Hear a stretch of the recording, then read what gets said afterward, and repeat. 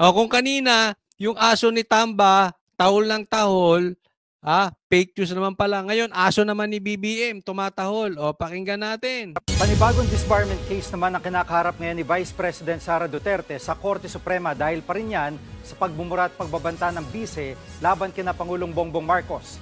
Nasa frontline ng balitang yan si Camille Samonte. Mismong si Presidential Advisor for Poverty Alleviation, Secretary Larry Gadon, ang nagpetisyon sa Korte Suprema kanina para hilinging ipadisbar o tanggalan ng lisensya bilang abogado si Vice President Sara Duterte.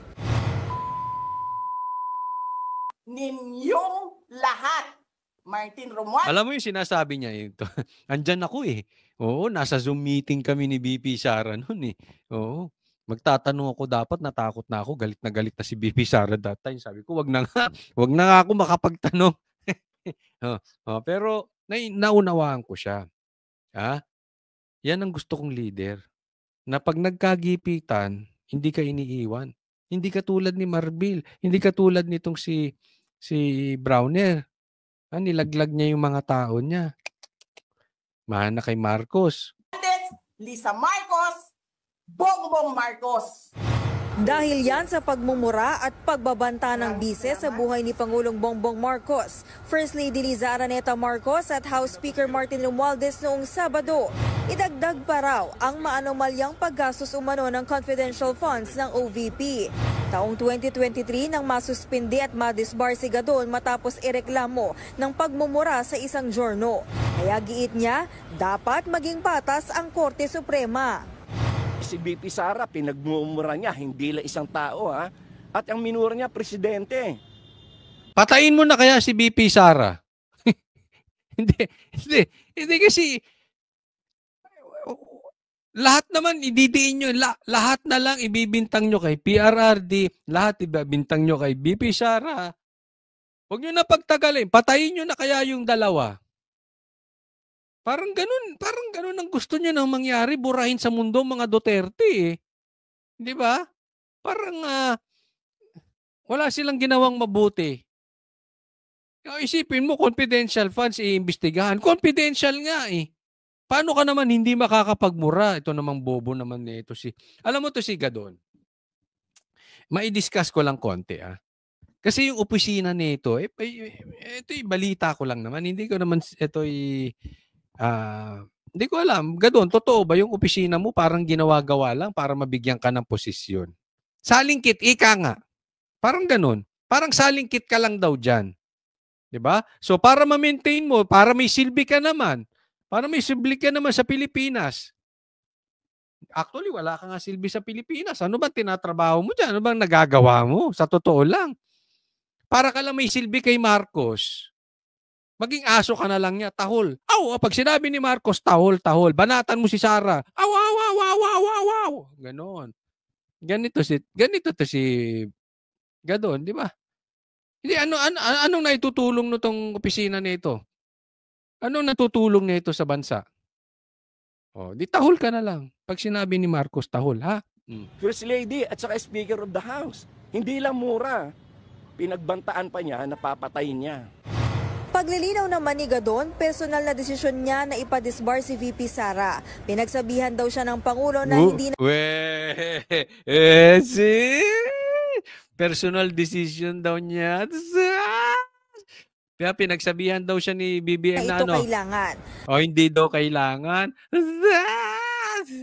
Naniniwala kayo doon? Sige nga.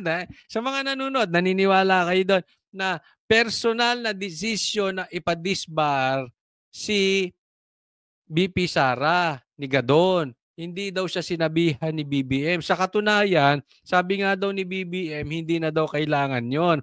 Naniniwala kayo doon?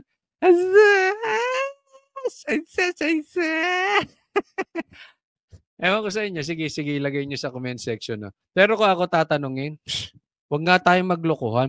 Marcos, tumago ka na naman sa tao mo. Lagi ka na lang tumatago.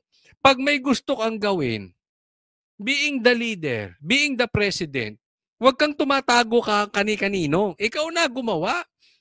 Ikaw magpunta roon. Padisbar mo si BP Sara. Yan ang tapang ng isang leader.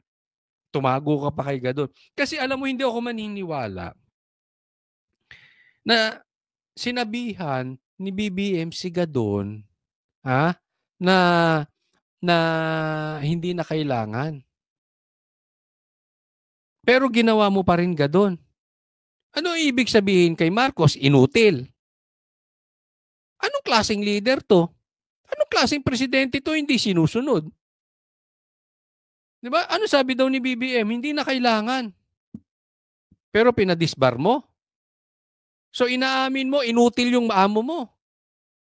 Inaamin mo, hindi mo sinusunod yung amo mo. Ay wag nga tayo maglokohan.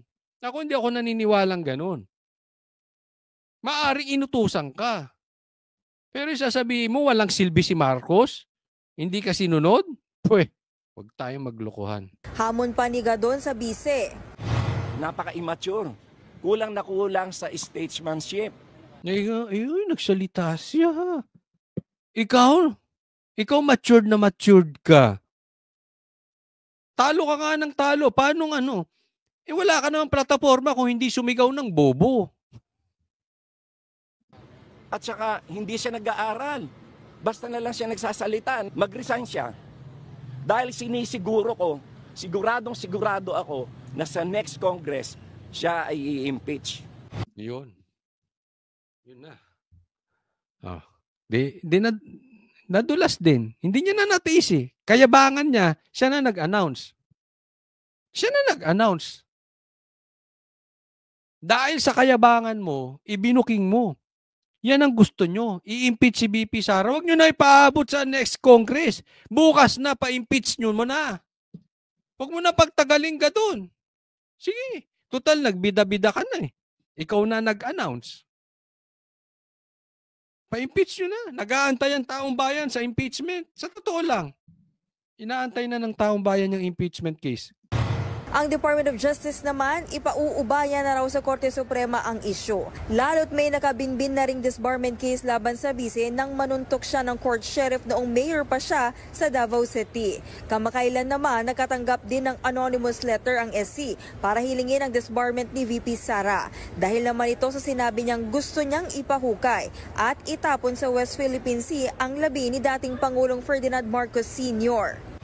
Paliwanag naman ng Integrated Bar of the Philippines o IBP, dumaraan muna sa masusing investigasyon ang mga disbarment complaint na inihain laban sa abogado bago magkaroon ng pre-trial at maging ganap na kaso. Kailangan pa rin daw kasing tignan kung may sapat na batayan ang reklamo. Isa sa mga batayan ng disbarment complaint ay kung may nilabag sa Code of Professional Responsibility and Accountability ang isang abogado. Sinabi na po ng Korte Suprema na ang pagiging lawyer ay isang privilege, hindi karapatan. Ibig sabihin ng Korte Suprema dyan, maaari nilang bawiin ang pagiging lawyer kung sa tingin nila ang isang patayin nyo lawyer na si Sara. ay hindi na sumusunod sa code. Nagbabalita mula sa front. Kasi parang wala nang ginawang mabuti si BP Sara. Alam mo, Gadon, yari ka. Yari ka, nadulas ka. Ikaw pa nag-announce, itinatanggi nga yung impeachment. Kunwari, pinadadaan kay Castro, hindi nila pinag-uusapan pa raw. Ikaw, siniguro mo. Kayabangan mo, kadaldalan mo. Nadulas ka. Nilaglag mo ang Quadcom. Yari ka. Ay nako, wala ka talagang silbi.